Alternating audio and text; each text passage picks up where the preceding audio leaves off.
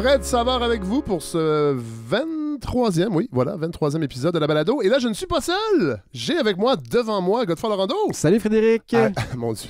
Eh oui, je sors pas souvent, alors j'utilise le prénom. Ben oui, on m'appelle rarement Frédéric. Alors, Frédéric, c'est votre nom. Content de vous retrouver. En fait, c'est ma mère qui m'appelle Frédéric quand j'étais jeune, quand elle était fâchée. Frédéric! C'est comme si on y était. C'est comme si on y était. Merci d'être là, God. Ça fait longtemps qu'on s'est pas vu. Je suis loin d'être fâché, Fred. Non, oui. Et là, on entend aussi, au loin, oui. Hélène Faradji. Bonjour. Alors, vous n'êtes pas avec nous, Hélène, parce que vous êtes malade. Ben oui, je suis malade et bizarrement, j'ai pas la COVID.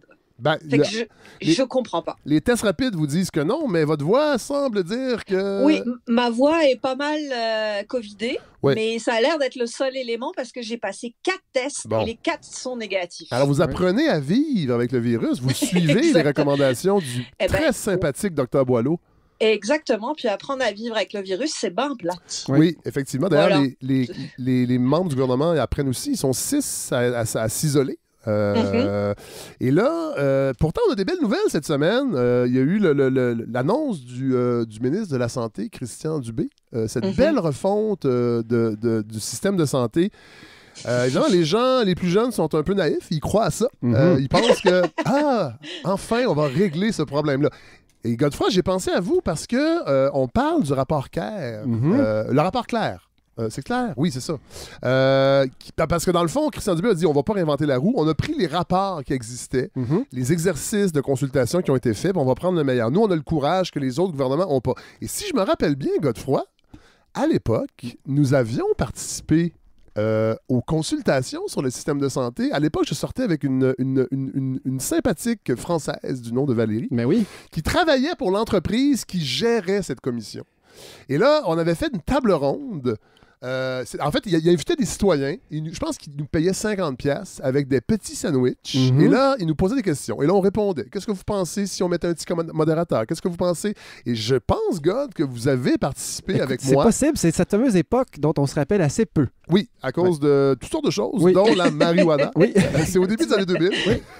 Alors, voilà, ça m'a fait bien rire. Cela dit, on souhaite bonne chance. M. Dubé a un beau capital de sympathie. C'est ce que j'allais dire. C'est encore un des ministres qui peut encore compter sur une crédibilité aux yeux des gens. Oui, mais disons que les gens dans le réseau, à part les médecins, les gens étaient sceptiques. Les médecins étaient contents parce qu'évidemment, ça va impliquer plus de ressources pour eux et de meilleures conditions de travail. On espère que ça va fonctionner, mais moi, disons que du haut de mes 50 ans, j'ai vu neiger un petit peu, puis c'est pas la première fois qu'on nous annonce ça.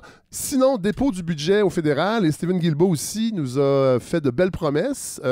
Il va réduire, en fait, il va demander à certains secteurs de l'industrie de réduire les émissions de gaz à effet de serre, et l'industrie pétrolière, on lui demande seulement 31%. Oui, mais est-ce qu'il va leur dire s'il vous plaît, Fred? Oui, moi aussi, je pensais à ça. Il faut que ce soit poli quand même. Et j'espère qu'il va les vouvoyer.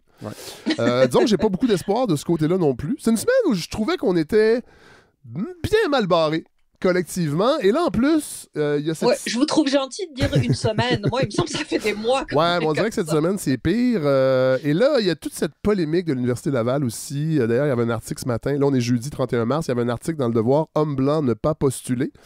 C'était presque écrit aussi « Buana Buana » à la fin. Et là, c'est des élus dénoncent l'exclusion des hommes blancs. En fait, c'est Guy Nantel qui a parti la patente. Et ça me déprime. Pourquoi je vous en parle? Parce que je suis en train de finir de lire le livre de Philippe de Grosbois, La collision des récits, le journalisme face à la désinformation. D'ailleurs, on va le recevoir très bientôt, dans 2 semaines. J'ai très, très hâte de le recevoir parce que depuis que j'ai lu ce livre-là, et puis ça, je pense que j'en ai parlé la semaine dernière, Philippe de Grosbois, qui est professeur de sociologie au collégial, met des mots sur des sentiments et des malaises que j'ai depuis plusieurs années envers l'univers médiatique. Et je trouve que ce débat-là, ce faux débat-là, lancé dans le fond... En fait, c'est Pierre-Yves McSween qui a parlé que c'était bien de mettre des quotas. Et là, Guy Nantel l'a apostrophé sur les médias sociaux pour lui dire... il a dit, en as-tu vraiment besoin? Ben oui, parce que toi, t'es chez Cogeco et vous avez pas de diversité. Et là, évidemment... Et là, ce matin, il y avait Yann Lafrenière qui trouve ça déplorable. Tous les ministres de la CAQ. Et je pense que ça va être un thème ajouté à la campagne électorale, malheureusement. Le racisme anti-blanc qui n'existe pas. Et Yann Lafrenière qui vient d'annoncer, d'ailleurs, que la sécurisation culturelle des Autochtones n'aura pas lieu, qui était une promesse. Pour les gens qui veulent savoir c'est quoi, allez réécouter l'épisode qu'on a fait avec l'autochtonisation du Collège Annecy il y a 2 ans. On en parlait beaucoup de la sécurisation culturelle. Alors lui annonce la même semaine qu'il ne va pas remplir sa promesse et dénonce ce qui se passe à l'Université Laval. Et l'article, c'est drôle, à la fin, je termine avec ça, on va aller vous écouter dans vos chroniques, les amis, mais on rappelait à l'Université Laval, les femmes comptent pour 38% du corps professoral, les minorités visibles pour 6%, les personnes handicapées pour 1%. Alors, on pense qu'en ne faisant rien, cet état de fait va changer. Mais ces pourcentages-là, Fred, il faut absolument les comparer avec le véritable pourcentage de la population. Donc, combien de personnes handicapées sont représentées? Sinon, ça ne donne rien de dire, finalement, on compare ça avec quoi? Oui, non, mais je suis d'accord avec vous, Godefroy, mais je pense qu'il y a du travail à faire, puis c'est drôle parce que... C'est sûr, je ne mets pas ça en question. Ma conjointe, qui étudie en littérature, remarquait qu'en littérature, c'est le meilleur exemple. Il y a à peu près pas de gars sur les bancs d'école, mais dans le corps professoral, ils sont à peu près 75 à 80% du corps professoral. Fait que si on parle de représentativité d'un échantillon, d'une réalité, c'est un bon exemple. Et ça, c'est comme ça dans bien des domaines. On va pas régler cette polémique-là aujourd'hui parce que c'est le fédéral, en fait, qui accorde ce financement-là à des chaires de recherche. On pourrait aussi discuter de cette entre guillemets, problématique que ce soit le gouvernement fédéral qui décide où son argent va aller dans une compétence qui est, somme toute, provinciale. Mais j'ai toujours un malaise quand même quand des gens dénoncent des mesures qui visent à une meilleure représentativité d'un état de fait qui dure depuis des centaines d'années. Et on va en échapper. Vous avez déjà pris position quelques fois, Fred, sur finalement au niveau des quotas, que finalement, vous y croyez. Que ce soit pour les réalisatrices au cinéma ou en politique. De forcer les choses un peu pendant un certain temps, vous y croyez. Parce que j'ai lu le livre. Oui, allez-y, Hélène. Les gens résistent parce qu'ils ont l'impression que ça va leur enlever quelque chose, alors que ça ne fait qu'ajouter quelque chose à tout le monde. Mais la carrière de Guy Nantel est basée sur on m'enlève des choses. Alors ça, c'est normal qu'ils réagissent à ça. Mais moi, j'ai lu le livre de Pascal Navarro il y a quelques années qui a écrit un essai sur cette idée de quota bien documentée avec des exemples concrets, entre autres en Scandinavie. Et ça change la culture parce que des fois, si on attend après les gens et la société, il ne se passera rien. Et moi, je pense que malheureusement, puis je le vis moi dans le monde des médias, et j'ai perdu des contrats, on me l'a dit, parce qu'on veut plus de diversité. Et je l'accepte. Ce que j'ai fait, au lieu de chialer, je me suis créé une job, c'est-à-dire la balado, qui essaie de participer à la diversité. Des fois, ça marche, des fois, ça marche pas. Mais je ne suis pas financé par un organisme fédéral. Alors, je fais ce que je veux. Voilà. Vous embauchez vos amis hommes blancs dans la quarantaine. Et Hélène Faradji également, qui coche toutes sortes de cases par la suite. Je suis contente d'être votre caution, ça fait plaisir. Oui, et d'ailleurs, Hélène, vous aviez envie d'être là cette semaine. Moi, j'avais pitié un peu avec votre état de santé, mais vous avez des choses à dire parce qu'il s'est passé quelque chose. Il s'est passé quelque chose cette semaine. Mais oui! Puis je pense que c'est ça qui m'a rendu malade. C'est cette terrible soirée des Oscars de dimanche soir. Ouais. Non, mais c'est vrai, c'était affreux. C'était affreux parce que quand on aime le cinéma, on s'est forcément demandé, on fêtait quoi au juste dimanche soir? Ouais. Et là, je vous parle même pas de la gifle. Il y avait le segment In Memoriam, par exemple, où on se rappelait de tous les disparus, qui a été dansé et chanté avec les faces des gens qui disparaissaient au bout d'une seconde. Mais au moins, t'avais pas le ministre Charette en train de nommer quelqu'un décédé qui était en fait pas décédé. Vrai. C'est vrai qu'il n'y avait pas ça, mais là, ça faisait un peu comédie musicale express pour les morts. C'était vraiment étrange. On avait aussi le top 5 des moments les plus excitants de l'histoire du cinéma qui nous ont mis comme ça au milieu de la cérémonie. Et ça allait de The Matrix à The Flash. Mais voyons. OK. Ensuite, on a eu le vote en ligne, les résultats du vote en ligne organisé par l'Académie pour le prix du public. Et ça a été joyeusement trollé par les internautes. C'était vraiment sympathique.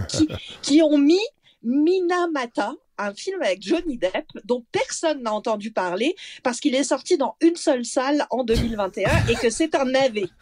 Donc, ça a été le prix du public des Oscars. On a aussi... Hélène, oui. J'ouvre une petite parenthèse. Johnny Depp, là, ah ben oui. Ça va pas bien, hein? Ben non, évidemment que ça va pas bien. Mais en fait, il va moins bien que d'autres, mais il va pas bien depuis très longtemps. Ah bon, OK. Donc ça s'équilibre, j'imagine. Mais oui, effectivement, son ex-conjointe l'accusait de voie de fait de façon assez C'est-tu violente. Vanessa Paradis ou une autre ex? Non.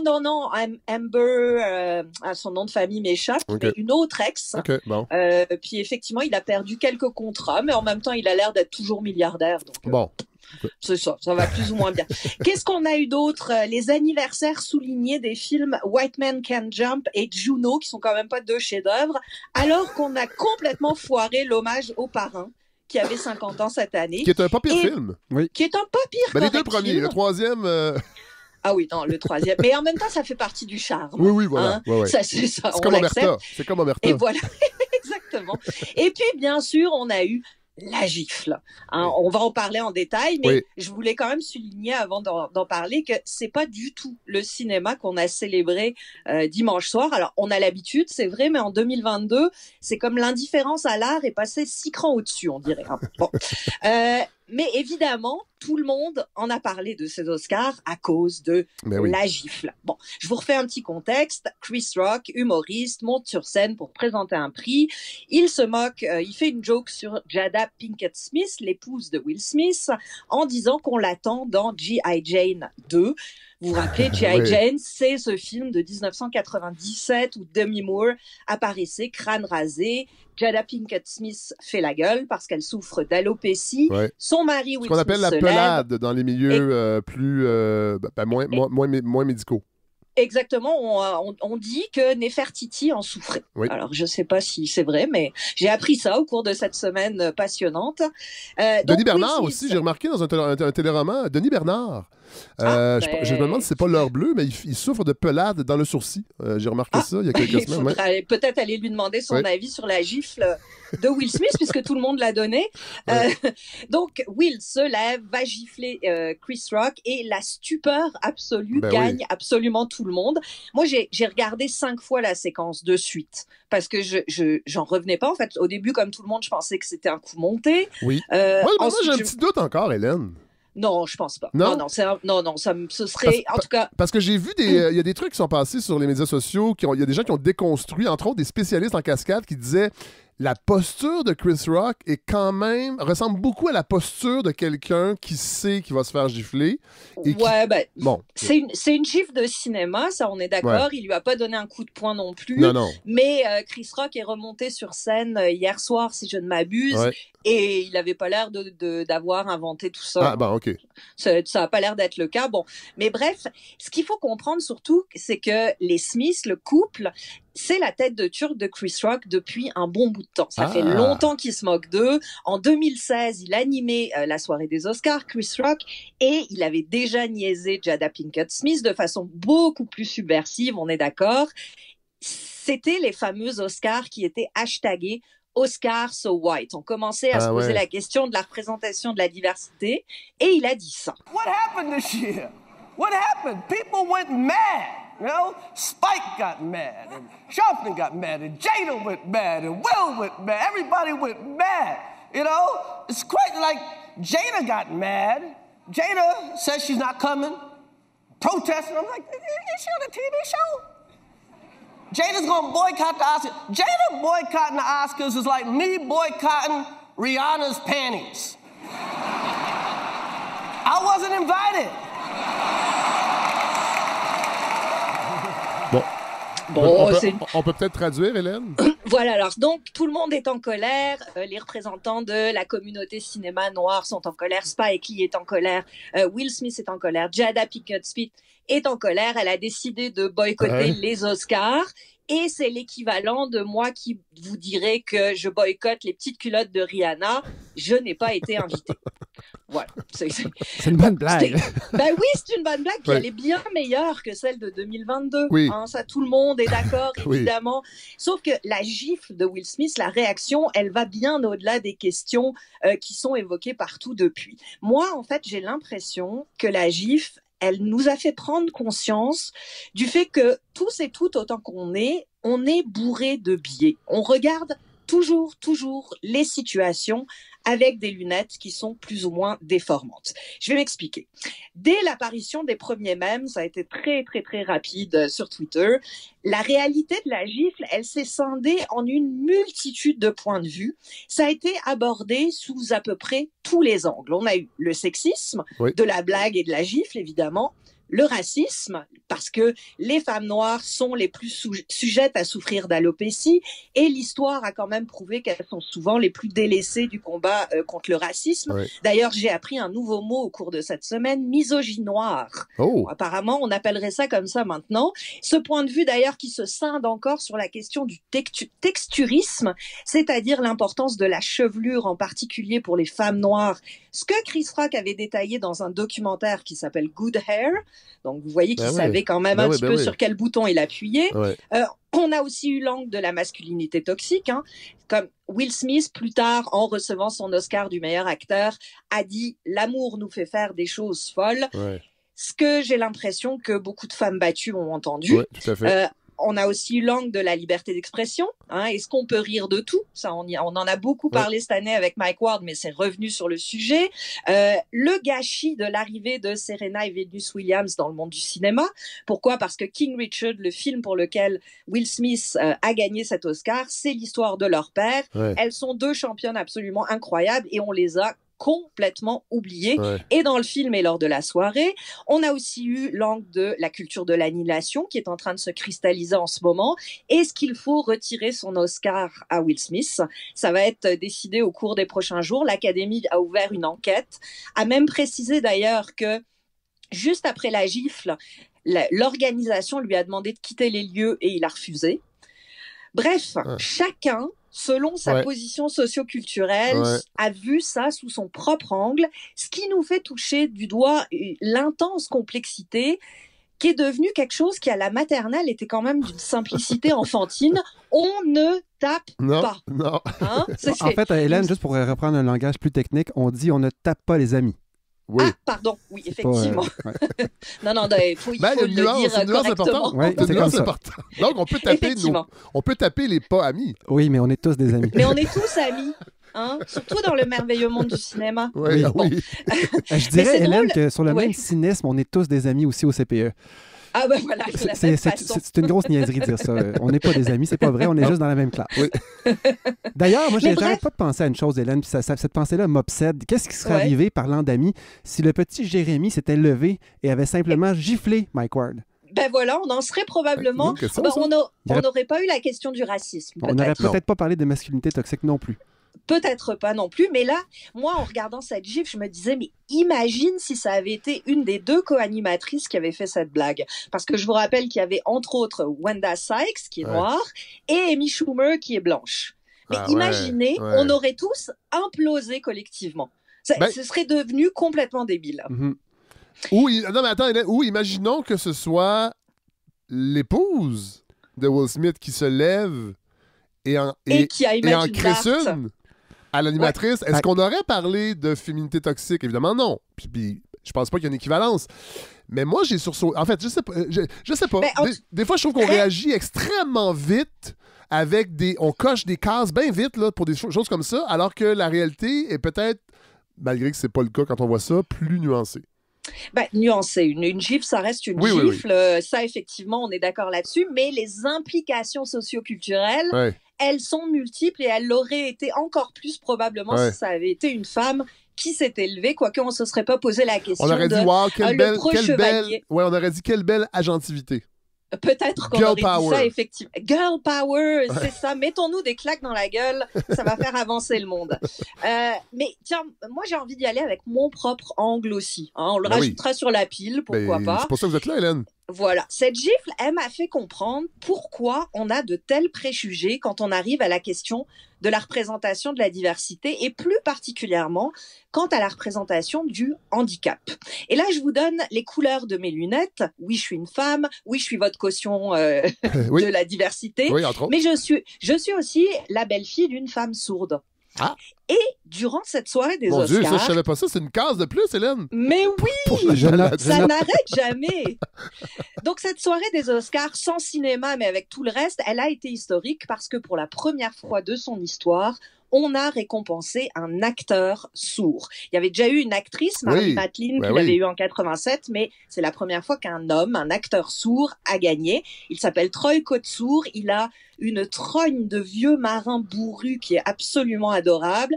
Et c'est le héros du remake assez mollasson de La Famille Bélier, Coda, qui a gagné par ailleurs le prix du meilleur film. Je vous l'avais dit, en termes de cinéma, ces Oscars 2022, c'est une hérésie. Une hérésie. Mais on va justement écouter son discours de remerciement, évidemment la version de l'interprète, puisqu'il l'a fait dans sa langue à lui, celle des signes. This is amazing to be here on this journey. I cannot believe I'm here. Thank you so much to all the members of the Academy for recognizing my work. It's really amazing that our film Coda has reached out worldwide. It even reached all the way to the White House. And they invited the cast to Coda to visit and have a tour of the White House. And we met our president, Joe, and Dr. Jill. And I was planning on teaching them some dirty sign language, but Marlee Matlin told me to behave myself. So don't worry, Marlee, I won't drop any F-bombs in my speech today. Instead, I really want to thank all of the wonderful deaf theater stages where I was allowed and given the opportunity to develop my craft as an actor. Thank you. Wow. Hélène, je tiens à mentionner que l'interprète n'a pas l'air d'un interprète. Moi, je me rappelle pendant la pandémie, quand il y avait des points de presse de Justin Trudeau, on écoutait l'interprète. Je suis content de gagner ce prix. Et je ne vous montrerai pas à dire le mot fourré.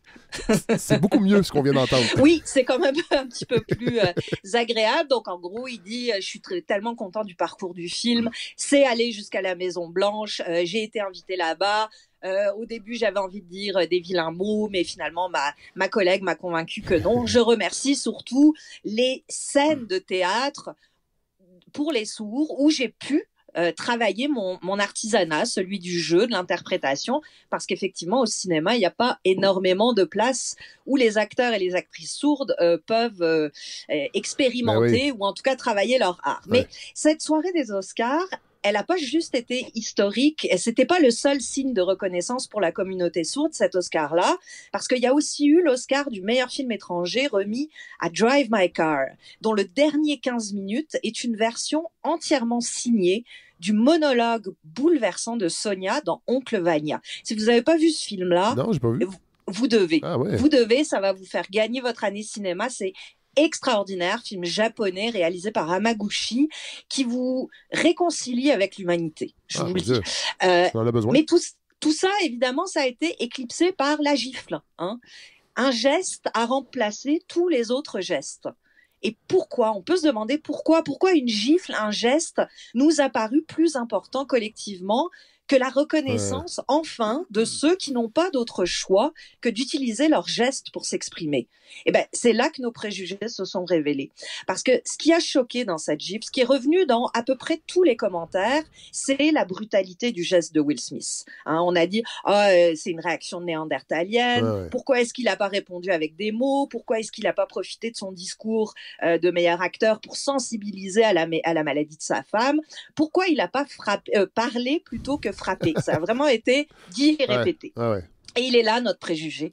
Hein. On se dit collectivement que quand la communication ne passe pas par des mots, mais par des gestes, ben, ça nous renvoie à l'état de bêtes primitives qui n'ont pas accès au langage. On devient bête dans tous les sens du mot. Et c'est ce qui fait que l'histoire s'intéresse plus à la gifle de Will Smith qu'à la victoire de Troy Kotsur. Parce qu'on se dit depuis la nuit des temps qu'être sourd, ça ne mérite pas notre attention, puisqu'ils et elles ne savent pas s'exprimer. Leur langage existe, oui, mais forcément, comme il est signé, il doit être moins riche, il doit être plus primitif. Ils n'ont pas accès aux mots, ils sont réduits aux gestes, donc ils n'ont pas accès au spotlight. Comme si s'exprimer par un geste, ça signifiait moins. Et c'est paradoxal parce que cette soirée des Oscars, ce geste de la gifle, justement, avec ses 1001 interprétations, il montre que justement un geste, ça signifie peut-être plus que des mots. Et moi, en fait, quand j'y repense à cette soirée-là des Oscars, ce qui m'a le plus communiqué, ce sont bel et bien des gestes. C'est la délicatesse et l'empathie incroyable qu'a eu l'actrice sud-coréenne Yoon Yoo-jung quand elle a spontanément pris l'Oscar des mains de Troy Kotsur pour qu'il puisse signer librement. C'est la gentillesse sincère, la bienveillance qui était traduite par la main que Lady Gaga a posée sur celle de Liza Minnelli en fauteuil roulant depuis un diagnostic d'encéphalite. C'est l'humanité inouïe dont se part la fin silencieuse mais tout en geste de Drive My Car.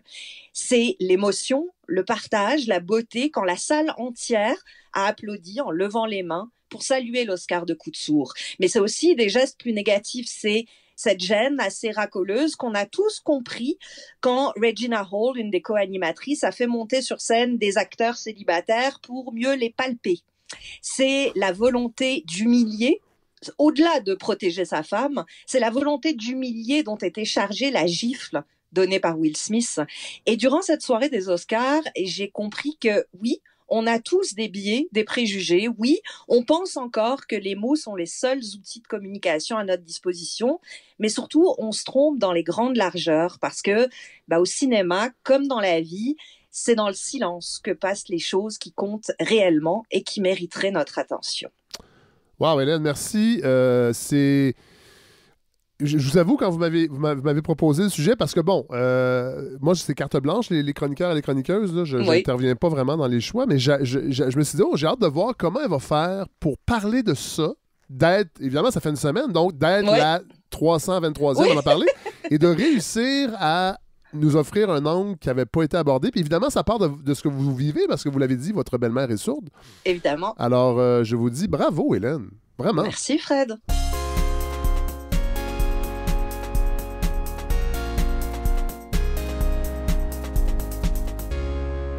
Vous restez avec nous malgré votre maladie? Avec grand plaisir. Non, mais vraiment, j'ai hâte de réécouter la chronique parce que moi, là, ce geste-là de Will Smith, j'ai l'impression aussi que derrière ça, il y a vraiment on a une difficulté avec l'agressivité collectivement, puis c'est normal. Ben oui, c'est mais normal, je pense que des fois, sans excuser le geste, je pense que ça existe et il faut pas... Je pense que c'est un peu illusoire de penser qu'avec des paroles puis avec de l'éducation, on va éliminer ça. Il y a des fois, je pense que... Puis je veux pas excuser du tout le geste de Will Smith, mais des fois... Mais je pense que l'agressivité, elle aurait pu s'exprimer autrement aussi que par une frappe, que par une tape. Ouais. De dire qu'il n'était pas d'accord avec ce mais il l'a dit. D'ailleurs, il l'a dit après. Hein, parce que moi, j'ai trouvé ça vraiment... Moi, ce qui m'a, je pense, rendu encore plus mal à l'aise, c'est quand il est allé se rasseoir. Oui. Et là, il a invectivé. Il s'est mis à hurler. Là. Et ça, c'était violent aussi. Ouais, ça, je suis bien d'accord. Et pourtant, c'est des mots. Moi, personnellement, ce qui m'a mis le plus mal à l'aise, c'est que tout le monde se lève quand on lui donne son prix, alors que Hollywood nous fait la leçon sur la tolérance, sur le pacifisme, sur la bienveillance les uns entre les autres depuis des années. Je pense que là, ils peuvent le ravaler. Oui, tout à fait. Mais merci, Hélène, vraiment. C'est une réflexion vraiment riche et qui sera à réécouter. Et là, je me tourne vers Godefroy. Et oui, parce Fred, que vous aussi, c'est pas clair, là, votre sujet de chronique cette semaine. Ben, avant de commencer, là, pour y aller un peu de spectaculaire, je suis un peu déçu qu'Hélène soit pas là, mais on va faire une première ensemble. Fred, on se connaît depuis pas 40 ans, mais on se connaît, ça fait sacrifice longtemps. Presque 30 ans. Sacrément longtemps. Oui. Eh bien, voici, Fred, vous êtes le premier humain à me voir avec... Des lunettes! Des lunettes! Ah! Hélène, j'ai des lunettes! Je rate ça, non! Et là, on s'entend, ce ne sont pas des lunettes de myopie. Ce sont des lunettes pour lire à mon ordinateur, Fred. De presbyte? Oui. Parce que vous êtes une vieille personne. Oui, je suis en train de fermenter humainement sur le plan. Et donc, oui, Hélène, qu'est-ce que vous en pensez? Ah, je me trouve magnifique. Merci. Vraiment, là, c'est comme si vous étiez né avec. Oui. Ouais. Alors, on prendra une photo et on la mettra parce que je pense que les gens sont très, très curieux. Ceci dit, Fred, j'enlève mes lunettes parce que c'est même pas des lunettes pour l'ordi. Je suis pas rendu là. Et vous avez mis, j'imagine, votre police à 18 pour voir votre texte. Donc, j'ai une chronique, Fred, comme d'habitude, d'une 40aine de slides. Ah oui, bon. Ça, j'aime ça. Alors, Fred, je vous ai entendu dire dans les médias, Hélène, je suis content que vous restiez là malgré votre terrible souffrance. J'allais pas rater ça. C'est fun. Alors, Fred, vous êtes un peu restreint dans vos lectures médiatiques, vous l'avez dit déjà, et moi, j'ai fait la même chose. Premièrement, parce que j'ai de la misère à lire, parce que j'avais pas de lunettes jusqu'à aujourd'hui, et deuxièmement, parce que j'ai été un peu soufflé par toutes les nouvelles, par la guerre, etc. Et j'ai senti mon anxiété monter en flèche. Et il y a quand même des nouvelles qui ont réussi à filtrer et 2 nouvelles qui touchaient un même domaine, l'agriculture. Ah, oui. Alors, vous imaginez qu'on ne parlera pas de la guerre cette fois-ci, mais plus spécifiquement même de fertilisation de nos terres agricoles ici sur notre territoire québécois. Et j'ai tenté de trouver quelqu'un pour nous en parler. Parce que j'aime bien moi-même creuser des sujets. Mais là, j'ai trouvé un agronome, donc un spécialiste. Il s'appelle M. Robert, Louis Robert, qui est agronome au MAPAC, donc le ministère responsable de l'agriculture, des pêcheries et compagnie. Le Louis Robert. Ben, Fred, avant tout, c'est un agronome. OK? Et donc, je vous ai ramené, j'ai parlé avec lui assez longtemps, donc une entrevue de presque 1 heure. C'était trop long pour le ramener ici. Et en plus, en l'écoutant moi-même, je me disais, c'est donc bien plate, j'entends pas mon animateur faire l'entrevue. Et donc, je vous ai ramené des extraits. Et des extraits, par contre, on n'est pas sur TikTok ici, Fred. C'est pas des extraits de 11 secondes. Non. J'ai des extraits plus longs que d'habitude et je vous invite à bien l'écouter parce que c'est vraiment passionnant. J'espère que ça va vous intéresser, vous aussi. Donc, j'ai commencé par lui demander qu'est-ce que c'était qu'un agronome pour savoir s'il pourrait m'aider par rapport à mes questions. Un agronome, c'est un spécialiste des sciences agricoles, évidemment, là, mais en gros, son travail consiste à vulgariser, intégrer des notions qui proviennent de différentes sciences pures et appliquées, biologie, chimie, géologie parfois même, finance, économie, d'intégrer toutes ces notions-là dans un véhicule pratique qui serait une recommandation qui vise l'amélioration des pratiques culturelles ou des pratiques de gestion d'une entreprise agricole. Donc, c'est un conseiller. Oui, mais avec un champ d'études quand même assez large. Tout à fait. Mais lui, spécifiquement, c'est un spécialiste donc du côté végétal et encore plus spécifiquement des grandes cultures.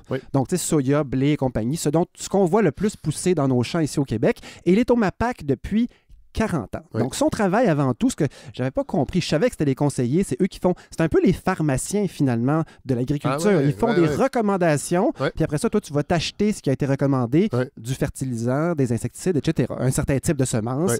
Ils vont répondre aux questions, comment optimiser finalement ta terre en tant qu'entrepreneur agricole. Donc, c'est un travail avant tout, c'est ça, je l'ai appris, de digestion de recherche scientifique. Dans le fond, c'est un vulgarisateur. Lui, c'est le premier niveau. C'est pas lui qui fait la recherche, mais il va lire, il va se taper des résultats de recherche, faire des bilans. Ça aurait été un métier pour vous, ça? C'était ça que je me suis dit. Il m'était déjà sympathique, ce monsieur-là, mais là, vraiment, de comprendre que c'est un vrai vulgarisateur, un démultiplicateur d'informations. Donc, plutôt qu'un agriculteur se tape toute la lecture lui-même, ben lui, c'est un agent de démultiplication. Et donc, l'épandage d'insecticides, l'utilisation d'engrais et tout, c'est son travail de vulgariser ces informations-là jusque dans les champs du Québec. Et les agronomes du MAPAC sont particuliers. Eux autres, ce sont des vulgarisateurs. Ils sont très minoritaires parmi les agronomes du Québec. Mais j'ai appris que ceux du MAPAC, donc comme lui, ils sont spécialisés dans la 2e ligne. Donc, qu'est-ce que ça peut bien vouloir dire? Bien, il me l'a expliqué. Au MAPAC, on ne s'occupe pas du service conseil aux entreprises individuelles. C'est-à-dire qu'on ne conseille pas des agriculteurs sur une base individuelle.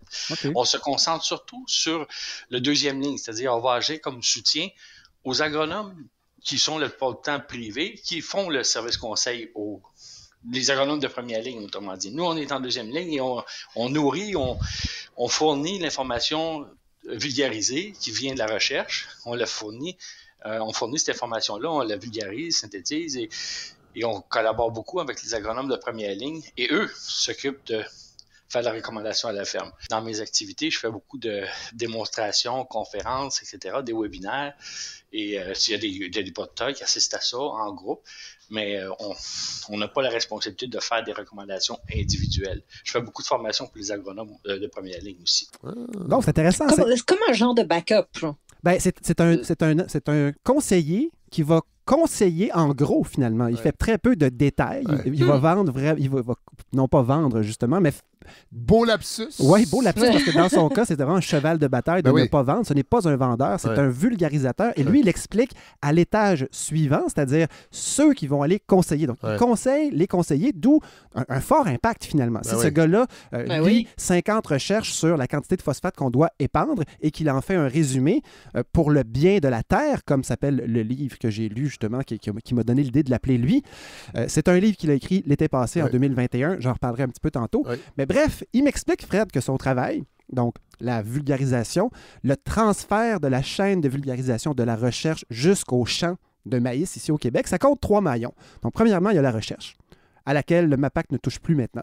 Donc, lui, il ne fait pas de recherche. Donc, la recherche est confiée... il peut y avoir de la recherche privée, universitaire, et il y en a beaucoup. Deuxième étape, c'est le transfert. Donc, ceux qui vont lire, cruncher la recherche, cruncher les chiffres et décider ce qui passe la barre ou pas, qu'est-ce qui est consensuel, et ensuite le transmettre au dernier étage, qui est le service conseil, pour lequel les gens du MAPAC, les agronomes du MAPAC, sont pas vraiment, c'est pas leur spécialité, ce sont des agronomes privés qui, eux, font finalement le dernier étage de conseil. Et ce qu'il m'expliquait, c'est que le maillon faible au Québec, ce qui fait que la recherche, la connaissance de la recherche empirique ne se rend pas toujours sur les champs, c'est pas la recherche. Il y a suffisamment de recherche, il y en a plein. Le problème, il y a même de la recherche au Québec, le problème, c'est le transfert. Donc, on manque de vulgarisateurs. Il y en avait beaucoup plus dans les années 70. Maintenant, ça s'est réduit de plus en plus. Dans le fond, la recherche, elle tourne à vide un peu. C'est-à-dire qu'on fait de la recherche, les résultats de recherche sont publiés, mais ils ne se rendent pas sur le terrain. Pas suffisamment. Et au bout de la ligne, on a des conseillers qui sont peut-être mal informés ou qui prennent leur information ailleurs que chez des vulgarisateurs et qui vont transmettre une information qui est incomplète ou qui est peut-être en retard. Mais est-ce qu'on sait pourquoi ça a baissé depuis les années 70? C'est des investissements, tout simplement. C'est l'expertise ministérielle qui est tombée comme dans plein d'autres endroits. Et donc, là, Fred et Hélène, c'est un peu le moment de confirmer. Oui, Louis Robert, c'est pas n'importe quel agronome. C'est le fameux lanceur d'alerte dont on a entendu parler. Et c'est pas... Bien sûr, son nom, je le connaîtrais pas si c'était pas de cette histoire-là. Mais... à partir du moment où je cherchais un agronome, je me suis dit, ce serait cool de l'interviewer, ce gars-là, parce que c'est un...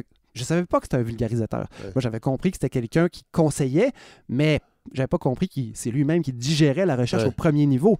Et donc, c'est un lanceur d'alerte qui a été congédié par le MAPAC en 2019, cavalièrement, et qui a été ensuite réinstallé dans ses fonctions originales. Alors, il expliquait que Dubé, qui était responsable du Trésor, avait essayé de le mettre dans d'autres fonctions. Et lui a dit non, je retourne dans mes fonctions exactement comme vous l'avez dit aux nouvelles, M. Dubé. Et il a été réinstauré exactement où il était quelques mois plus tard, avec excuse également du ministre. Moi, j'avais le goût depuis que j'en avais même parlé ici à la balado. Il a été invité à la commission sur les pesticides également. La commission a été montée à cause de l'affaire Louis Robert. Parce que les médias ont ébruité l'affaire. Et j'étais vraiment très, très content de pouvoir... qu'il accepte l'entrevue, vraiment. Et donc, son histoire ferait des résumés dans son petit livre qui s'appelle « Pour le bien de la Terre », publié en 2021 aux éditions Multimonde. C'est court, c'est à peu près 100 pages. Ça va droit au but et c'est pas seulement un règlement de compte avec des instances qui l'ont traité injustement. C'est excessivement intéressant. N'importe qui s'intéresse un peu à l'agriculture ou qui s'intéresse à cette histoire-là, lisez ça immédiatement. Cette histoire, Louis Robert, n'est pas le sujet de ma chronique, mais il faut quand même en parler juste un petit peu parce que c'est un lien. Lui, au MAPAC, il y a 40 ans. Alors, quand il a commencé à lire de la recherche puis à résumer tout ça, s'est rendu compte assez rapidement que les agriculteurs n'appliquaient pas les connaissances qu'ils auraient dû connaître. Et en fait, là, c'était pas de leur faute, c'est qu'ils étaient mal conseillés. Et donc, une énorme majorité des agronomes au Québec sont payés par l'employeur, par un employeur qui est privé, et non par le MAPAC. Et leur mission, à eux, est de conseiller l'utilisation d'engrais ou de pesticides, etc. Et dans bien des cas, la personne qui les paye, en tout ou en partie, est un vendeur d'herbicides, etc. Donc ça, c'est une des choses que Louis Robert avait avait dénoncé, mais quelque chose qui avait été... Fait que ça devient ces agronomes-là deviennent un peu des représentants des ventes, mais avec une formation scientifique. Exactement, c'est ça. Et eux autres sont, dans bien des cas, selon Louis Robert, de bonne foi. C'est juste qu'ils sont dans un système qui valorise ça. Mais pire que ça, il y a ont des billets. Oui, ils ont des billets, eux aussi, et c'est ainsi. Mais Fred, il y a plusieurs organes de recherche scientifique, comme le Sérum, le Centre des grains, le Centre de recherche sur les grains. C'est ça qui avait été dans les médias à l'époque de Louis Robert, de l'affaire Louis Robert, qui est financée en grande partie par des fonds publics, qui sont noyautés, le conseil d'administration, par des gens clairement identifiés à l'industrie et qui interfèrent depuis des dizaines d'années sur la vitesse, par exemple, avec laquelle des recherches sont publiées, ou encore orientent de façon indirecte ou directe quelles recherches avancent ou pas.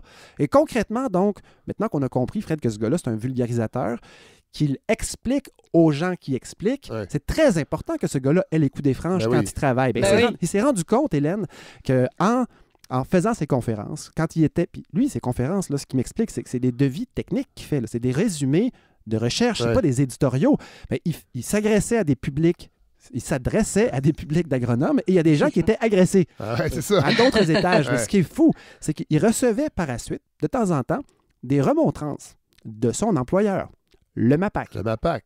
Et là, on ne parle pas de plainte officielle. On parle de Louis, calme-toi, il y a des gens qui sont inconfortables face à ce que tu as dit à Saint-Hyacinthe. D'ailleurs, Fred, Louis Robert et vous êtes nés sur la même rue à Saint-Hyacinthe. Ben voyons! Eh oui, il me l'a dit. Sur la rue Cartier?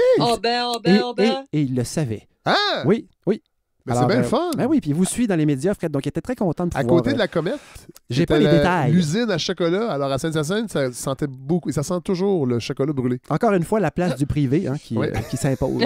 Mais donc, Fred, il a constaté que au fil de... Puis c'était pas violent, là. C'était pas une gifle. C'était juste des remontrances. Et on lui disait, calme-toi un peu, Robert. Calme-toi, Louis, pardon. Oui. Et, calme-toi, monsieur Robert. Par exemple, quand il faisait des exposés où il reprenait des recherches américaines qui démontraient noir sur blanc un des plus graves problèmes ici au Québec, c'est qu'on utilise beaucoup trop d'engrais. Ça, c'est clair selon lui, selon ses lectures, depuis des années. Et c'est un gaspillage d'argent, c'est de la pollution. Et surtout, et c'est pour ça que son livre s'appelle « Pour le bien de la terre », c'est comme si les conseils donnés aux agriculteurs, parce qu'il y a un comité aviseur dont le travail est, à chaque je ne sais pas combien d'années, de déterminer quelle quantité de fertilisants on recommande. Et ce comité-là, il y avait des gens de l'industrie dessus. Et lui, sa démonstration qu'il fait dans son livre et qu'il m'a refait en jasant, c'est que à un moment donné, ces gens-là ont claqué la porte. Ils n'étaient pas contents. Ils ont boudé le comité. Ils sont partis. Et donc, pendant 3-4 ans, dans les années 2000, si je ne me trompe pas, ce comité-là a eu les coups des franges. Là, les recommandations se sont mis à baisser 3, 4, 5 années de suite. Pour l'utilisation d'engrais. Pour l'utilisation d'engrais, exactement, parce qu'il n'y avait plus personne du privé pour influencer. Et ils ont éventuellement été réintégrés dans ce comité-là. Et évidemment, les recommandations se sont remis à monter. Aïe, aïe, aïe. Et donc ça faisait partie des éléments qui l'ont complètement scandalisé dans sa carrière. Il a essayé de passer par des canaux de plaintes normaux, et ça n'a pas fonctionné. Il a finalement fait une plainte à la protectrice du citoyen, et quand cette histoire-là a été ébruitée par lui dans les médias, il a été mis à la porte parce qu'il avait supposément divulgué des informations confidentielles, et pendant l'affaire Louis Robert, la protectrice du citoyen est arrivée avec son rapport et elle a blâmé en, 15 points le MAPAC. Et là, ils ont eu l'air trop fous. Et ils ont réintégré M. Robert dans ses fonctions. Et aide d'honneur un lundi matin, slow clap, tout le monde l'accueille et il est retourné en place, et depuis ce temps, il sévit toujours, et il paraîtrait, parce que rappelez-vous, Fred, au début de la balado, on avait un informateur qui était un agronome, Fardoche, notre deep throat à nous. Il m'avait dit, ce gars-là a une excellente réputation. C'est pas un vendu, c'est pas un âme qui est particulièrement charismatique. Il ne va pas vous amener là, à lever les mains dans les airs. Puis je me dis, si ça fait 40 ans qu'il conseille sur ce ton-là, je comprends qu'il ait de la crédibilité. Bref, il a été remis en fonction et on est bien content. Mais pour résumer sa position, Fred, toujours aujourd'hui, en 2022, le facteur limitatif à l'avancement des pratiques agricoles au Québec, c'est le transfert d'informations. C'est la même chose. Donc, sur 3300 agronomes au Québec, il y en a 120 au MAPAC. Donc, ceux qui ont les coups des franges, qui ne sont pas influencés par le privé, ils sont peu nombreux. On parle d'austérité souvent d'un gouvernement à l'autre. Ça en est un c'est un bon exemple de quand on veut réduire la taille de l'État pour faire des économies, pour offrir des baisses d'impôts. C'est des impacts qu'on ne voit pas, mais là, vous le démontrez bien. C'est lui qui le démontre. Oui. C'est des impacts concrets. Absolument. Concret, et ce gars-là, dans ma tête, est à la fois un représentant de l'intégrité, mais aussi de la culture scientifique. Et donc, en ce sens, c'est un nouvel idéal. Pour moi, quand vous avez dit tantôt, c'est une job que j'aurais aimé faire, ben, Christy, c'est vrai que j'aurais aimé ça faire ça. Et qui sait, peut-être que je m'en vais tranquillement, je vais dériver vers ça. Mais j'avais donc ce gars-là au bout du fil pour parler d'actualité. Et donc, quel luxe! Incroyable. La première nouvelle que j'avais sélectionnée, c'était l'influence de la guerre en Ukraine. Rassurez-vous, ça va être la seule fois que je mentionne le mot Ukraine ici. Sur les approvisionnements mondiaux puis là, on pourrait parler de n'importe quoi, mais en fertilisant. En fertilisant, Hélène.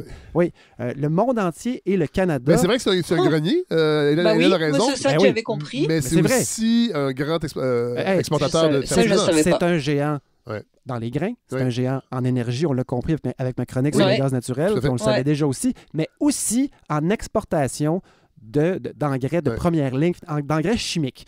Et donc, juste pour savoir pourquoi, c'est ce qu'on expliquait dans le Devoir, les grands transporteurs maritimes, entre autres AP Moller Maersk, donc les gros bateaux, ont annoncé qu'ils ne retourneraient pas en Russie de sitôt chercher ou aller porter des affaires. Ils vont arrêter de faire ça pendant un petit bout de temps.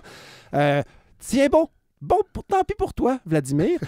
La Russie a réagi avec beaucoup de puissance, comme d'habitude, qu'on allait devoir se passer, dans le monde des méchants, des exportations d'engrais. Alors, de quoi on parle? On parle de phosphate, de potasse, d'azote, d'urée. Alors, évidemment, on ne connaît rien à ça, nous autres. Mais la Russie est un joueur mondial de grand niveau. L'urée, c'est du pépi. C'est un produit ammoniaqué qu'on retrouve dans l'urée, effectivement. Dans le pépi. Dans le pépi, oui. Je vous soupçonne d'avoir... Tantôt, on va rire parce que je vais dire caca. Alors, ça va être drôle. On va continuer. Mais, les amis vont rire. Oui, les amis vont rire à la maison. Fred, on est capable de se passer au Canada de potasse parce qu'il y a des mines dans l'ouest canadien. En Saskatchewan, entre autres. Oui, et puis on a des chemins de fer là, pour... D'ailleurs, Pierre-Éliott Trudeau, dans son fameux discours lors de la campagne référendaire, avait dit... La potasse de la Saskatchewan, on veut perdre ça, nous autres, au Québec. Écoutez, ça m'avait frappé. La potasse. Oui, moi je m'étais rappelé des Rocheuses, mais bon. Oui. C'est le même discours, Fred, qui fait aussi peur. Oui. Bref, la Russie est un grand exportateur, mais aussi de phosphate. Et là, ça, c'est possible que ça joue plus sur nous. On en a du phosphate, mais moins. Mais on risque de manquer d'urée, justement, d'engrais azotés. Alors là, évidemment, on arrive dans une zone où on ne connaît rien. Okay? Alors, qu'est-ce qu'on fait? On demande à Hélène Faragy, Hélène, est-ce qu'on va manquer d'engrais, oui ou non? Puis là, on se dit, mais non, pas Hélène, Fred. Parce qu'Hélène ne connaît pas du tout l'agronomie. Mais on a Louis Robert, avec qui j'ai pu discuter. Monsieur le vulgarisateur. C'est une sorte de gifle à Hélène que vous venez de faire là. Voilà, je suis revenue. Je pense que vous avez été odieux pendant que j'étais partie, alors que moi, j'allais tousser loin pour vous déranger. On en a profité, Hélène, pour se moquer de vous dans votre dos. Vous réécouterez le samedi matin, vous allez adorer ça. C'était gentil comme d'habitude. Puis si jamais vous êtes fâchés, rappelez-vous que j'ai des belles nouvelles lunettes. C'est vrai, on ne frappe pas les gens avec des lunettes. Alors, Monsieur Robert, est-ce qu'on va manquer d'engrais ou pas? Dans le cas de la fertilisation minérale, on décrit les poches d'engrais avec 3 chiffres, là. NPK, azote, phosphore, potassium. Et ces éléments-là, c'est ce qu'on appelle les 3 éléments majeurs. Il y a 16 éléments nutritifs essentiels à toutes les plantes, toutes les cultures, communes à toutes les cultures. Comme tous les 13 autres éléments nutritifs essentiels, il y a une portion qu'on a déjà dans nos sols. Et la fertilisation minérale, les achats, les importations, visent seulement à complémenter aux besoins, si besoin est, complémenter la fourniture par le sol des éléments. Maintenant, c'est là où il y a toute la problématique, c'est-à-dire qu'avant même la guerre en Ukraine, il y avait une pression vers la hausse des coûts d'engrais pour plein de raisons. Moi, ma première réaction face à ça, le premier conseil que je donne aux producteurs agricoles, c'est essayer on va profiter de cette conjecture-là pour vraiment rationaliser l'utilisation des engrais à la ferme. Et peu importe le prix, on va économiser, là, mais plus il est cher, plus ça va être profitable de réduire nos applications d'engrais minéral. Donc ça, c'est évident, c'est une règle mathématique très simple. Et il y a moyen, avant même la guerre en Ukraine, puis depuis plusieurs années, la plupart du temps, je dirais plus que 95% du temps, on a moyen de réduire les apports d'engrais sur une ferme sans affecter les rendements. Oups, ça, c'est intéressant. On est capable, Fred, de réduire dans 95% du temps sans aucun effet sur les rendements. Parce que... Ben, pourquoi on le fait pas, alors? Mais attendez, ce discours-là, appliquons-le au prix de l'essence. Les gens capotent, évidemment, avec le prix de l'essence, mais jamais on parle de réduire notre utilisation du pétrole. On tente de trouver des façons que ça coûte moins cher pour continuer à mettre du pétrole dans des VUS.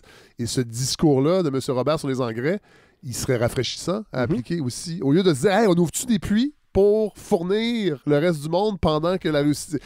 C'est super intéressant. Ça fait réfléchir. Ben oui. Puis c'est un expert. Son travail, lui, c'est de s'abreuver à même la recherche scientifique. Ce n'est pas un clown. C'est pas un vendeur de pas d'engrais. Non. Hein? Ça n'existe pas. Lui, c'est un conseiller. Et il dit, profitons-en, ça coûte de plus en plus cher. Ouais. Alors, selon lui, cet élément-là, parce que c'est sérieux, le phosphate et l'azote, par exemple, c'est deux éléments qu'on retrouve parfois en excès dans nos champs parce qu'on fertilise trop au Québec. Entre autres, la production de porc, si je me rappelle bien. C'est un lien que je vais faire tantôt. Le problème de la production de porc, c'est que dans l'alimentation des porcs aussi, il y a trop de phosphate et que ce phosphate-là se retrouve dans les lisiers et que les lisiers sont utilisés pour fertiliser les terres. Mon Dieu. On en reparle tantôt du lisier parce que je vous avais dit qu'on parlerait de... Jean-François Lisier. De caca. Coquin. Moi, j'ai suivi. Oui, vous avez suivi. Mais donc, Fred, si on prend juste ces deux affaires-là... Jean-François Lisier, mon Dieu, c'est drôle. Des fois, c'est ça. Oui. Dans le devoir. Bon. Alors, je pense pas que vous trouvez de jeu de mots à faire avec phosphate ou azote et Jean-François Lisée. Mais donc, Fred, c'est deux éléments qui sont liés à la pollution très sérieuse dans nos lacs et nos rivières. Donc, les éclosions, non pas de COVID, mais nos éclosions d'algues bleues qui fait que certains lacs deviennent impraticables, donc des conséquences financières sur des municipalités, perte de jouissance de riverains. Oui. Ça vient dans bien des cas, la plupart du temps, des milieux agricoles qui sont surphosphatés. Oui. Mais d'ailleurs, les algues marines qui affectent les îles des Caraïbes, entre autres, pour être déjà allé au Mexique à une époque où on pouvait voyager, c'était le même problème. C'était la surutilisation des fertilisants au Brésil, en effet, qui se déversaient dans les cours d'eau, dans la mer, formaient des algues qui se jetaient sur les plages. Alors là, c'est une problématique beaucoup plus vaste. Il faudrait aller voir pourquoi on utilise autant au Brésil. Mais ici, Fred, on a une réponse. On utilise trop de produits fertilisants chimiques parce que nos agriculteurs sont conseillés par des gens, dans bien des cas, qui ne sont pas des vrais vulgarisateurs, ou en tout cas, c'est des vulgarisateurs tellement influencés par le privé qu'ils en viennent à s'éloigner de la science, finalement. Ouais. Et donc, Fred, on touche à un de ces chevals de bataille, finalement. Un de ces chevaux de bataille, c'est-à-dire à quel point le privé a trop d'influence. Et lui, ça le scandalise et il se dit on devrait vraiment en profiter maintenant, surtout pour le phosphate, pour réduire l'utilisation, puisqu'on a déjà plein de preuves que ça fonctionne. Mais donc, si je comprends bien, il n'y a aucun mécanisme de régulation de la présence du privé dans ces comités-là ou dans les conseils qui sont donnés aux agriculteurs. C'est intéressant, Hélène, parce que dans le fond, on n'avait jamais entendu parler de ça, ni vous ni moi, avant l'affaire Louis Robert. Voilà. Et ce gars-là a travaillé au MAPAC 40 ans.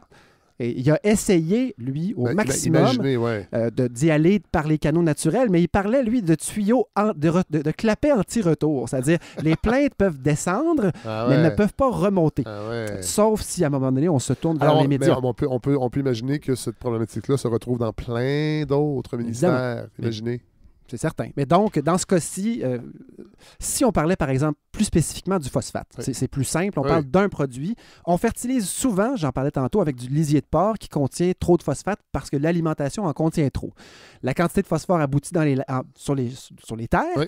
Et quand les plantes ne s'en servent pas, quand les sols sont déjà riches, c'est lessivé par la pluie et ça s'en va dans les rivières, dans les lacs. Et ça, ça a été mesuré. Il me disait que selon des recherches américaines, 80% du phosphate qui se retrouve dans les rivières, dans les lacs, c'est du phosphate qui a été mis en excès et donc qui n'est pas du tout nécessaire. OK? Première des choses. Par contre, bonne nouvelle, ça répond un peu à votre question, Hélène, sur qu'est-ce qu'on fait avec ça maintenant? Est-ce qu'il y a des barrières anti-influence? Les méthodes alternatives aux fertilisations chimiques sont de plus en plus utilisées. Bon. Donc, c'est des méthodes qu'on connaissait déjà, c'est rien de nouveau. La situation de crise actuelle pourrait vraiment servir de point tournant. Et la bonne nouvelle, c'est que depuis l'affaire Louis Robert, le fameux comité là, aviseur a été... on a éjecté les gens qui étaient liés au privé et c'est maintenant un comité qui a les coudées franches. Bon. Et donc, qu'est-ce que ça donne? Les recommandations depuis un an ou deux ont baissé et on s'en va peut-être dans la bonne direction. Et là, rajouter en plus le prix qui explose, on a une raison de plus. Maintenant... Enfin, une bonne nouvelle. Oui, c'est ça, il y en a vraiment une. Mais parlons lisier maintenant. Oui. Hein? Le fumier de porc, qui est un fumier liquide, fait qu'on appelle ça du lisier, c'est un engrais qui est utilisé massivement. Et j'apprends, en discutant avec lui, que c'est un engrais qui est complet. Donc, c'est pas seulement un engrais qui fait un élément. Il contient de l'azote, de l'ammoniac et aussi beaucoup de phosphate, malheureusement. Pas toujours équilibré. Et il est utilisé sur nos fermes, mais on comprend en discutant avec lui qu'il y en a peut-être un peu trop. Donc, on en a trop, on en épand plus qu'on en a besoin parce qu'on suit des recommandations encore une fois. Et là, ça devient intéressant.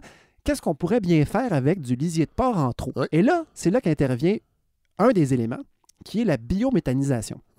C'est-à-dire produire du gaz naturel de sources renouvelables. Donc, on ne va pas le chercher dans les tréfonds de la terre. On utilise la matière organique qui est en excès, peut-être, dans les fermes du Québec, et on transforme ça. Mais ça prend des usines pour le faire. Mais on apprend en discutant avec un agronome comme M. Louis Robert que le développement du nombre de porcs par région est déterminé, le maximum de têtes de porc, et là je parle vraiment des animaux, là, est déterminé en fonction d'un règlement qui n'est pas là pour l'agronomie. Il n'est pas là pour vraiment... Est-ce que ça a du bon sens? Non, c'est un règlement anti-catastrophe. Et ça donne des aberrations. Et on se ramasse avec pas mal trop de fumier et pas assez de terre à fertiliser, finalement, autour des porcheries. Monsieur Robert, oh là là, expliquez-moi ça pour vrai. Oui, absolument. Le problème est que cette production porcine-là, elle n'est pas pour nos besoins, hein? Elle est pour l'exportation. Et donc, il y a une pression, parce que c'est rentable, une pression d'en bâtir de plus en plus. Et on calcule mal les besoins en terre, hein, les besoins en superficie pour l'épandage. C'est-à-dire que présentement, on se fie aux normes, comme je le disais tantôt, aux normes du règlement du ministère de l'Environnement. Les normes anti-catastrophes. Oui, les normes anti-catastrophes, exact. Alors qu'en réalité, ça prendrait peut-être 2 à 3 fois plus de terre. Si on se basait sur des normes agronomiques, ça prendrait pas mal plus de terre parce que c'est pas vrai qu'un champ a besoin d'un épandage à chaque année. Alors qu'en réalité, selon les normes du ministère de l'Environnement, puis ce qui est fait en pratique présentement, là, un champ autour d'une porcherie va recevoir au moins une fois par année, à chaque année, puis des fois 2 fois par année. Fait que c'est sûr que ça conduit à un excès puis une surfertilisation. Puis tout ça se fait lessiver par les pluies puis se ramasse dans les rivières. Ben oui, il y a de la perte à l'environnement en effet, puis il y a un enrichissement inutile des sols aussi, puis oui, il y a beaucoup de pertes aussi, oui. Fait qu'en gros, on produit trop de porc parce que le marché asiatique, entre autres, en est friand. C'est très payant, donc on ne va pas blâmer les gens de faire de l'argent, sauf que pour déterminer la quantité de porc qu'une région peut amortir, puisque le lisier, il faut le gérer, on ne peut pas l'envoyer au vidange, hein? On l'épand, c'est un bon engrais, c'est ce que vous expliquez. Oui, mais on surcalcule la capacité des terres environnantes à amortir. D'ailleurs, les gens, on en a une preuve 2 fois par année parce que quand les agriculteurs épandent cette matière, on le sent à Montréal. Ah oui. Absolument. Et là, vous ne parlez pas d'élection.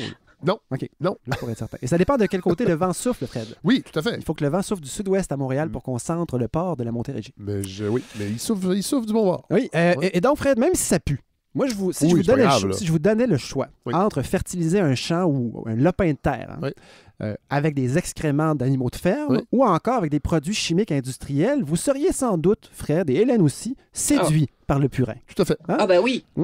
On ne dit pas cette phrase-là souvent dans la vie, mais effectivement, donc, comme ça a été confirmé en long et en large, les lisiers de porc sont des engrais qui sont complets. Donc, c'est pas... comme bien des choses qui sont plus naturelles, mais c'est pas une concentration d'un seul élément. Non. Et c'est un ingrédient aussi qui est actif, donc qui a un impact sur la terre. Il y a une belle diversité. Notre seul propre... Oui, exactement. Il n'y a pas besoin de quotas artificiels. On a tout ce qu'il faut dans le lisier, sauf qu'on n'en est pas en trop. C'est ça le problème. Donc, qu'est-ce qu'on fait avec ça? Si on en a trop, là, qu'est-ce qu'on fait? Ben, peut-être qu'on pourrait commencer à revenir avec cette idée du gaz naturel. Oui. Et c'est là qu'on arrive à ma deuxième nouvelle, Fred. Excusez-moi, on ne peut pas l'exporter? Exporter le lisier? Je sais pas. Dans des citernes? C'est sans doute peu rentable, Fred, parce que je pense que tous les pays produisent de la marde. Oui, beaucoup de marde. C'est un peu comme d'exporter nos vidanges, finalement. Ils ont une valeur, ils peuvent être réutilisés ailleurs. Ou notre recyclage. Notre recyclage, exactement. Il y a plus... mais Fred, c'est une bonne question, mais on n'a pas besoin puisqu'il est valorisé, ce produit-là, sur les fermes. C'est juste qu'on en a un peu trop. Voilà. Mais j'ai lu toujours pendant notre beau mois de mars, parce que là, je suis rendu, je fais une chronique par mois ou presque, un géant danois... Est-ce que c'est un reproche? Pas du tout. Ben, Fred, vous savez très bien que c'est moi le facteur limitant. Le problème, c'est pas les nouvelles, c'est votre vulgarisateur qui n'est pas au rendez-vous. Non, c'est l'anxiété, le problème. Comme ça se répandre, mais pas souvent. Pas souvent. C'est un effet de rareté. Je me fais coquet. Et quand je suis là, on espère que les gens... C'est une explosion. Sont contents. Oui. Fred, un géant danois. Non, pas un chien. Un géant danois industriel qui projette de construire au Québec 2 usines de biométhanisation, de grosses usines en territoire. Avec des jobs payants. Un peu plus loin des grandes villes. Très intéressant. Donc, c'est NGF Nature Energy, qui est déjà un gros joueur au Danemark. Petit chiffre que le Devoir nous fournissait. Là-bas, la production de gaz naturel de sources renouvelables est beaucoup plus importante qu'ici. Un quart de la consommation du gaz naturel au Danemark vient de la biométhanisation. Donc, du recyclage, si on veut, de produits organiques, surtout de lisier de ferme. Et la compagnie dont on parle en produit le tiers. Donc, ça fait beaucoup de mètres cubes de gaz naturel fait avec du purin. Et...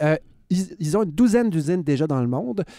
Pourquoi est-ce que les Danois sont si experts que ça? C'est parce qu'il y a vraiment beaucoup de ports aux Danois. Mais ça, j'avais déjà lu, en fait. Le Québec était comparable, en fait. Le ratio de ports par population au Québec et au Danemark, en tout cas, à une certaine époque, là, dans les années 90, j'avais lu un texte là-dessus, était assez comparable. En fait, j'ai sorti la calculatrice. Parce j'avais le nombre de têtes de ports au Québec et aussi là-bas, dans l'article du Devoir, et j'ai fait des petits calculs. Donc, au Québec, si on s'imagine là, dans notre maison, si vous habitez seul, vous devriez avoir 0,82 ports. Donc, il y a 0,82 ports par habitant au Québec. Tandis qu'au Danemark, imaginez le même appartement. Donc, un 0,82 ports, on peut l'imaginer en côtelettes puis en différents sacs de viande congelés. Là-bas, c'est 2 ports et quart par personne. Donc, il y a beaucoup plus de ports. Et qui dit port, dit lisier. Et donc, et en plus, là-bas, j'ai vérifié, le coût de l'électricité au Danemark est parmi les plus chers au monde, alors que nous, on se situe dans les endroits les plus bon marché. Et donc, là-bas, ça peut être bien intéressant de produire une source d'énergie et ensuite de se chauffer au gaz naturel plutôt qu'à l'électricité. Ça, c'est la réalité là-bas. Mais donc, est-ce que c'est un projet parfait, Fred? On utilise un déchet, qui est le lisier, dont on dispose en grande quantité, peut-être en trop grande quantité, parce qu'on peut l'utiliser ailleurs, mais si on en a trop pour nos champs, qu'est-ce qu'on fait? On produit un gaz naturel qui est le méthane, qui est renouvelable. Donc, ça veut dire qu'on a moins besoin d'importer du gaz, par exemple, de l'Ouest canadien. On peut le recycler, le vendre à Énergir, chauffer nos maisons, remplacer peut-être des chaudières au mazout dans les maisons. Et en plus, Fred, on remplace, parce qu'il reste un autre punch, c'est que au bout de cette usine de biométhanisation, il existe un trou duquel sort, si on veut, le digestat. Hein? Et c'est le bon mot, c'est ça le mot. C'est un déchet organique, mais stabilisé, donc il ne sent plus mauvais. On ne recycle pas à 100% le lisier. Là. Non, mais c'est une source organique qui pourrait remplacer des engrais chimiques. Mais voyons! Mais oui! Alors, écoutez, des emplois payants à l'extérieur des grandes villes, gérer du caca de porc, produire de l'énergie renouvelable. C'est un cac de beaux projets, ça, Fred? Hein? Alors, M. Robert, que pensez-vous d'un projet comme celui-là? Jusqu'à preuve du contraire, la production de gaz naturel à partir d'une structure comme ça, dans le contexte danois, c'est complètement différent d'ici. C'est-à-dire les coûts d'électricité, les coûts d'énergie ici ne sont pas les mêmes qu'au Danemark, etc. Ils sont plus bas ici, j'imagine? Oui, c'est ça. Et jusqu'à preuve du contraire, c'est pas une opération rentable, sauf si on investit des sommes énormes, des subventions majeures en termes de fonds publics. Et si c'est ça, si ça prend ça pour être rentable, ma réticence est confirmée puis elle est double. Normalement, le lisier de porc est un meilleur engrais que le digestat qui sort de ces usines-là. Sauf qu'en règle générale, pour fertiliser les cultures de la Montérégie, par exemple, c'est moins actif, c'est moins réactif dans le sol, ça me fournit moins d'éléments fertilisants rapidement aux cultures que le lisier brut. Non, le digestat, c'est stabilisé. D'ailleurs, par définition, ils veulent quelque chose qui ne sente pas puis qui soit stabilisé. Mais en stabilisant, on perd l'azote ammoniacal dedans, par exemple, et on perd du phosphore qui serait réactif dans le sol. Donc, ça fait un matériau qui est stable, oui, qui est assez sécuritaire d'épandre, oui, mais qui ne produit pas d'effet fertilisant autant que du lisier brut. Évidemment, ce qui est arrivé dans plein d'autres cas, c'est que beaucoup de promoteurs vont utiliser cette carte-là pour augmenter les cheptels dans des régions qui sont déjà en surplus. C'est en me basant sur les expériences passées et tout ça, puis c'est ça, les principes de fertilisation des cultures en termes agronomiques, je suis très, très prudent face à ça. Oh non! Êtes-vous en train de nous dire que là, on embarque dans ce projet-là, on va donner des centaines de millions en subventions, puis qu'en plus, ça va nous permettre d'augmenter le nombre de porcs qu'on peut élever dans une région, puisque nous pourrons transformer l'excédent en énergie qui va coûter plus cher que l'hydroélectricité et dont le digesta va permettre l'utilisation dans des secteurs où une crise de logement a fait en sorte que les gens ont acheté des maisons mais ils ne veulent pas s'en sortir caca. Peut-être que tout ça est vrai, Fred. Est-ce que je résume vulgairement? Vulgairement, tout à fait. C'est très bien. Mais par contre, ce gars-là, sans être un expert en énergie, nous dit ça va coûter trop cher. Ce serait à vérifier. D'ailleurs, Fred, c'est un peu bizarre. Parce que d'habitude, quand on parle d'énergie, Pierre-Olivier Pinault apparaît. Que ce soit dans le journal ou à la radio. Et là, je pense, c'est une vérification que je fais. Attends, il n'est pas là. Mais ce gars-là apparaît à chaque fois qu'il y a une question d'énergie. C'est vrai. Donc, et c'est le gars des HEC. Oui, de la chaire sur l'énergie, mais il est toujours là. Oui, je sais. Donc, on vient de régler quelque chose, il n'apparaît pas à chaque fois. Mais donc, c'est l'avantage d'avoir un projet indépendant comme ça. Ah, peut-être. On invite qui on veut. En tout respect pour M. Pinault. Mais M. Robert, donc, n'est pas un expert en énergie, se permet tout de même ce commentaire-là. Il faut toujours se poser des questions parce que c'est pas ça son expertise. Non, c'est mais c'est à vérifier. Oui. Mais quel angle intéressant. Oui. Il n'y a pas un mot sur les subventions dans l'article du Devoir. Non. Alors, c'est intéressant. On peut deviner que c'est des centaines de millions. On peut s'en douter. Mais quel bon angle pour suivre ce dossier-là à l'avenir, chers auditeurs. Donc, vous ne serez pas dupes. Et ensuite, on découvre ensemble, comme d'habitude, qu'il y a très peu de questions simples à des problèmes complexes. Là, il faut s'accorder le temps de réfléchir. Fred, vous allez beaucoup plus loin dans votre résumé de cette situation.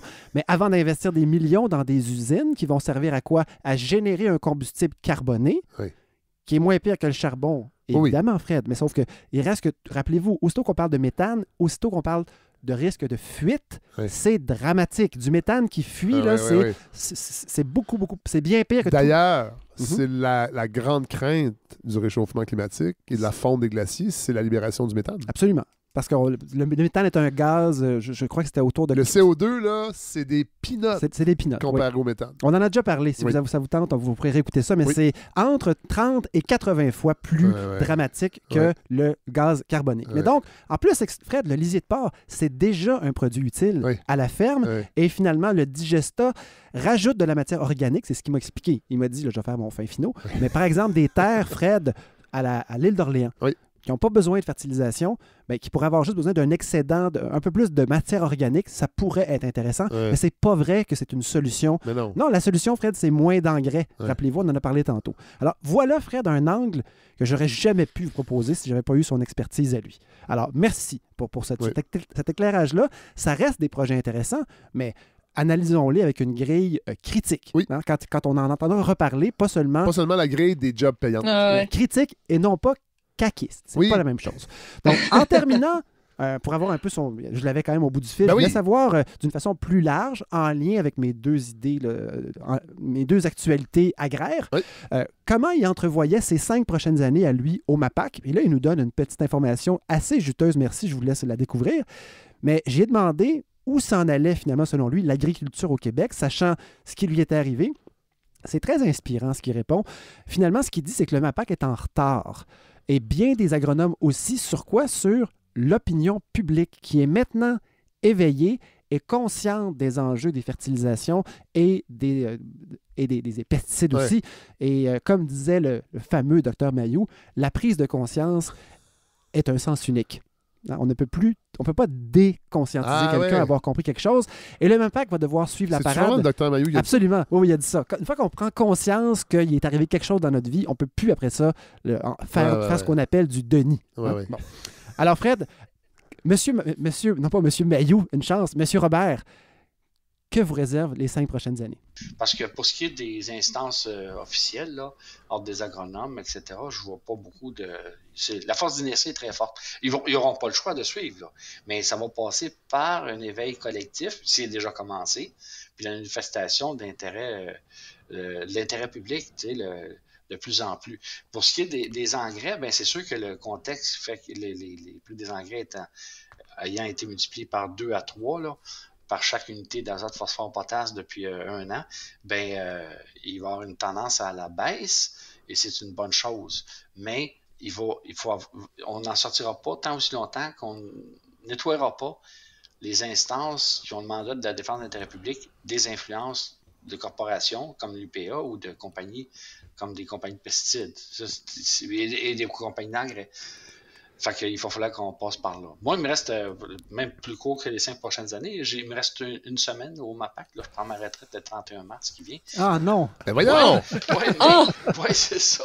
Mais je prends pas ma retraite de l'agronomie, par contre. Puis je suis content parce que je suis très reconnaissant au fait que j'ai connu une belle carrière au MAPAC. J'ai été heureux. Et puis je pense que j'ai plus de latitude que j'en avais avant. Puis je vais en avoir encore plus dans l'avenir. Fait que le MAPAC n'aura pas le choix non plus de suivre. Hein? Il va y avoir des pressions, puis il y a des gens qui vont se faire brasser, c'est sûr. Là. Quel beau punch!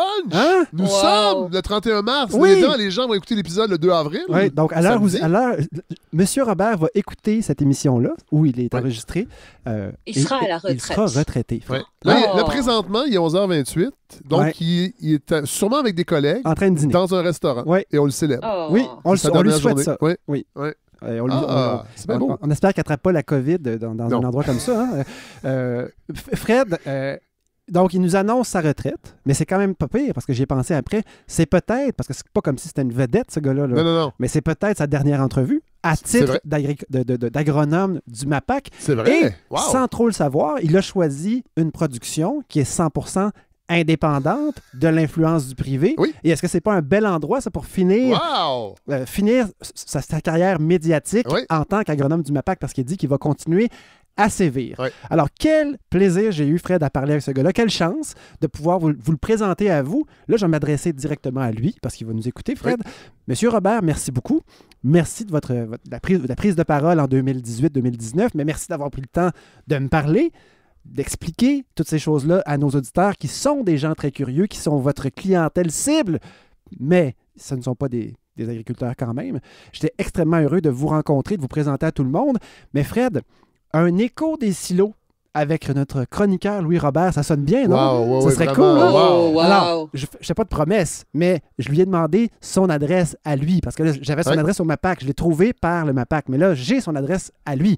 Et donc, je ne me priverai pas, Fred Boswell, comme on dit sur les champs, pour le rappeler lorsque son expertise d'indépendant pourra nous éclairer sur un sujet ou sur l'autre. Alors, hein? Wow! Hey, merci, God, vraiment! Super chronique! Est-ce que ça paraît que j'ai eu du plaisir? Je ne sais pas si c'est vos nouvelles lunettes, mais c'était brillant. Vraiment. Mais et M. Robert est vraiment né sur la rue Cartier? C'est ce qu'il m'a dit. C'est incroyable. Oui, sur la même rue que vous. Wow. Hélène, God, merci pour cet épisode. On va le terminer comme ça. Absolument, je fais une petite extro seule, mais j'ai envie de terminer ça comme ça parce que, encore une fois, épisode étonnant. Là, pourquoi ça repart pas? Ah, voilà. J'avais mis sur loop. On parle de la claque de Will Smith et une intrusion dans le merveilleux monde de l'agronomie. Est-ce que vous savez qu'on a déjà eu un premier ministre de formation agronomique au Québec? C'est un petit quiz que je vous garoche. C'est sans doute pas Jean Charest. Non. Adélard Godbout. Ah, oui, c'est vrai. Adélard Godbout était agronome et lui, sa mission avant d'être... En fait, il est rentré en politique pour ça. C'était de moderniser les techniques agricoles qui étaient vraiment en retard au Québec. Alors, voilà. Et je trouvais ça... ça me tentait de vous le dire parce que j'ai lu sa biographie à une certaine époque. Quand je déménageais beaucoup, moi, l'été, j'étais seul. C'est lui qui est mort juste avant le deuxième mandat de Duplessis. Non, lui s'est fait tasser par Duplessis, son premier mandat. Ah, je me mélange. Oui, voilà.